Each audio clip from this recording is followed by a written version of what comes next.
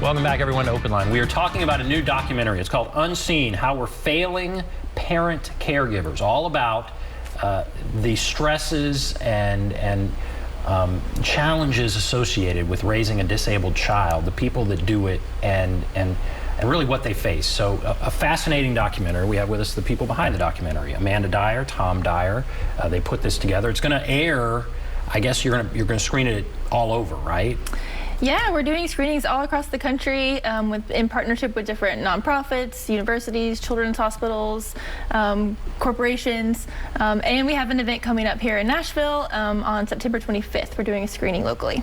Okay, and I am brought to it because I just think it's an important issue, and I don't see many documentaries that address it. It's kind of heavy, and so that makes it tough, but it's important. It's one of those things we need to talk about. We're going to show some pictures. We cannot show, unfortunately, we can't show clips.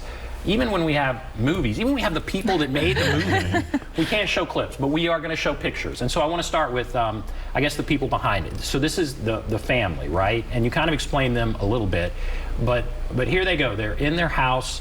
Talk about the challenges of filming this, because they're inviting you into some very intimate stuff with their teenage disabled child. Yeah, and I mean that's one thing that was I think so important about how we told the story, right? Is because these families, a lot of their struggles happen behind closed doors. You know, it's not something that you necessarily witness out in public, but that's one thing we wanted to be very careful with. We wanted to be respectful for their privacy, but we also, in partnership with them, wanted to be very raw and show people some of the things that they really go through on a daily basis. And fortunately, they were very supportive of that. They wanted the truth to be told, and so it was a bit of a challenge at times to make sure they had the space that they needed, but also tell the story that we all collectively wanted to share. But I was very grateful for them to be on the same page about being able to be completely honest and open and just share these things that go unnoticed by people, because it happens in the home. I think that's the power of the film, is that the parents and caregivers were so open with us that they were willing to share these things that are hard to say, and sometimes they feel judged for, like they can't be honest in public. It was their bravery at sharing those things that even allowed this to be possible.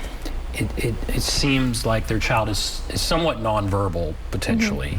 And has gotten harder to care for, they say, as he's gotten older. He goes through puberty, and he's stronger, and it's just harder, right? And I bet you see that a lot. I bet that's what you see with a lot of parents that are caring for disabled children. Is that right? Yeah, I think it's a common story that as their child gets older and stronger, sometimes aggression comes out, or more challenging behaviors. They're harder to physically maneuver because just the size. So things can just as what we learned was, as you're going through the stages of life, things are going to change, and as a parent or a caregiver, you're kind of always adapting to things that are changing. What's going on around you, what life stage you're in. There's just so many things coming at you all the time, and your child's health, your child's behaviors, they're always changing. You have to be kind of ready for anything, and it's just another one of those layers of stress that they can have. Let's go to the phones. Let's go to Eric. Hello, Eric. Yes. Go right ahead. Okay. You can go ahead. What's on your mind, Eric? Okay. What is going on? Okay. I have to agree that the lack of people that can help out is there. Little backstory. Just turned 60 years old, and 6 years ago my sister-in-law passed away, and we had to go to Minnesota and get her child.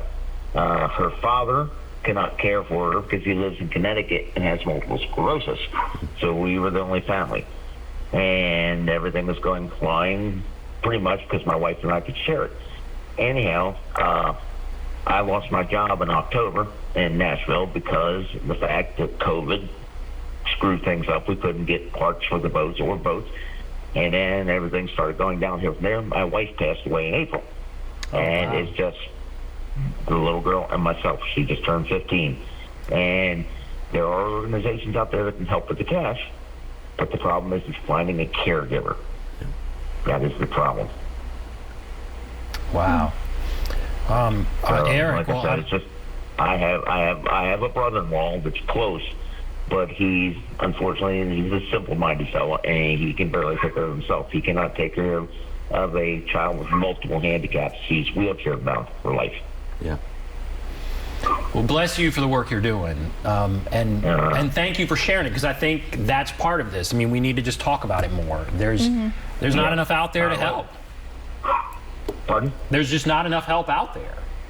Yeah. Like I said, the respite money is no problem. There are organizations that could get respite money, but finding somebody to give respite, I've reached out to several organizations that tell me the same thing.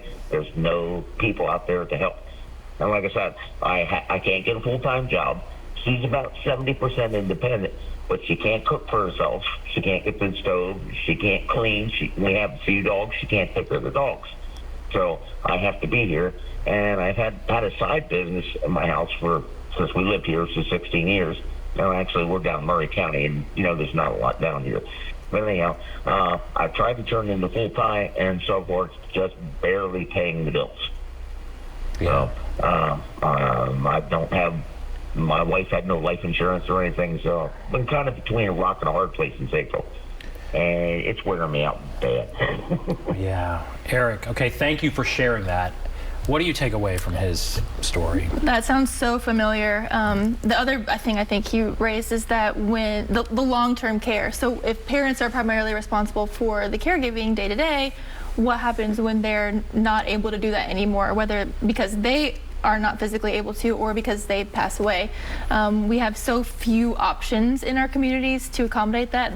That is another scene in the film, is Jess saying, like, that's what keeps her up at night, is what's gonna happen when her and Ryan are not there. Is it going to fall to the siblings? Where is he going to live? What's that going to look like? And I mean, that is wonderful that he was able to step in for his family. Not everybody has that. And then, the other issue of, you can get a voucher for respite or funding, but if there's nobody to provide that care, what do? We have this huge shortage of, huge labor shortage nationally in all different industries, but particularly in care. And I think that largely goes back to the fact that we just don't, as a society, we don't value care. We don't give it the importance that it deserves or the value that it deserves. It's a special skill. It's important, but we don't treat it that way in the way we talk about it. Yeah. And this film, I mean, it does focus on a pretty specific side of caregiving. But caregiving in general is something that all of us are likely to face in some capacity in our lives, whether that is needing to care for someone else or needing care from someone else.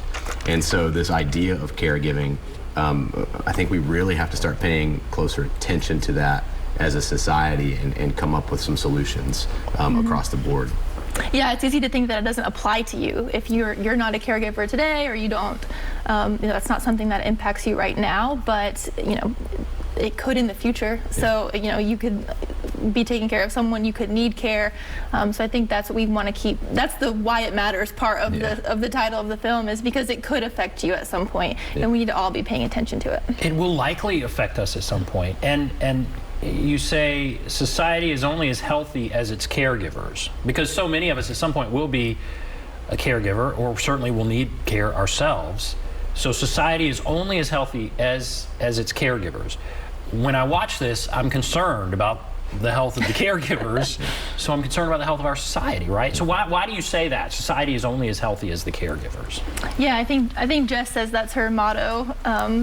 Society is only as healthy as the caregivers, and I think what she's talking about there is that she's providing the day-to-day care for her disabled child. If she is barely hanging on and struggling mentally, physically, she can't provide adequate day-to-day care. So we have seen that the health of an individual and their caregiver is so intertwined, because they are depending on each other throughout the day, that it's easy for us to kind of neglect that caregiver's health. But we've just seen over and over that they're just so connected. And if you care about the health of a disabled person or of our society in general, we have to start considering the health of the caregivers as well. Do we have other pictures? I want to show some other pictures. What is the next picture we want to show, and then have you all talk about it? So, okay, I love how you did this in the movie. So in the movie, you have these testimonials. They're on the phones in various places. So these are testimonials that were sent in to you, or what? I guess tell us what's going on here. Yeah. So again, us coming into this topic, we had no idea. We didn't have firsthand experience with it, and so as part of our research and getting to know it, we asked the community of caregivers that we had access to on social media and stuff like that to just we sent them a questionnaire, a list of questions that we had, and just asked for their responses. And we wanted to do it in video form. It originally wasn't a part of the plan to include it in the film. We just wanted to see these people. We wanted to meet them. We wanted to experience what they were talking about when they answered these questions. And once those started to come back in, we were floored. And Amanda called it really quickly. She was like, I think we need to use these in the film. And she was dead on. I mean, it's just the firsthand response from these people that were brave enough to send this in and allow us to use this as part of the film it's shocking a lot of times.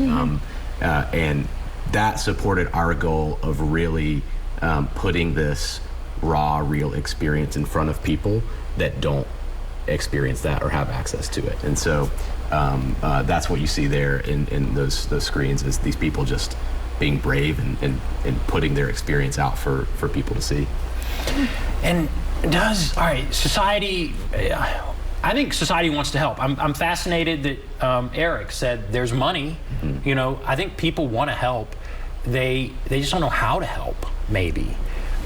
It was very powerful when she talked about going to the park, and people would go, oh, that's sweet, and then, you know, there might be an episode and everybody kind of freaks out, and people don't know how to help. What did you learn? What can we do if we want to help? Okay, give money, great. Churches give money. They want babies to be born, but what do we need to do beyond the financial support? What do we need to do? I'll ask both of you that. Yeah, I agree. I think people do want to help. I think there's a lot of compassionate, caring people out there who want to help, but like you said, don't always know. They don't know it's an issue, or if once they do know, they don't know what to do next. So we like to encourage people to think about it in kind of whatever sphere of influence you have. So if you're just a person that knows a caregiver, then be a friend, be a neighbor. Ask if you can take over a meal. Ask if you can sit with the kids for an hour while they take a shower. I mean, just anything that's just kind of a day-to-day task you can take off the plate. They say the to-do list is often just so long that if someone can help with one simple task, that can just be such a relief. So just looking around and seeing who you know that you can maybe offer some assistance to. And to even, again, being a friend, like inviting them over for dinner, or, you know, just things you would do with any of your friends. And then at the next level, it's if you work at an organization, or you know, is your building accessible? Do you have adult-sized changing tables? Does your childcare allow for kids with disabilities? Are you accommodating two families that have these needs? Or maybe you're a manager and you could think about allowing flexible schedules, or, you know, more work from home or something like that allows parents to keep their job or not have that added stress. And then finally, at the policy level, I think that's where we all have to ask, you know, what do we as a community want to fund? What policies do we want to put in place that support these families? And what changes are needed? How do we draw more attention to these families so that they get the resources they need at the public level as well? That's great. Do you want to add anything? I mean, I think that it doesn't have to be a grand gesture, right? It can start at the individual level. It can be, it needs to be more than, hey, let me know if you need anything. Yeah. But it can be as simple as, how can I help you today or tomorrow? Like, what can I do for you? And some of the feedback that we got from a lot of these people was simply like, just have a conversation with me. Just talk to me. A lot of these people, a lot of these families spend so much time by themselves in their homes doing the things that are necessary for their family, that they don't have social time. They don't have time to connect with other people or to just get stuff off their chest, you know? So I think it can start on the individual level of just being good neighbors to the people in your community. We have on our website too some resources, caregiverdoc.com. There's a guide, things you can do to support caregivers. If you're really looking for those tangible ideas, it's all kind of mapped out there for you. Oh, that's great. Okay, I think that's great. Yeah. All right, we'll take a break. We'll come back, continue the discussion. And there's the number to call. There's the number, 615-737-PLUS, 615-737-7587. Take a break. Be back right after this.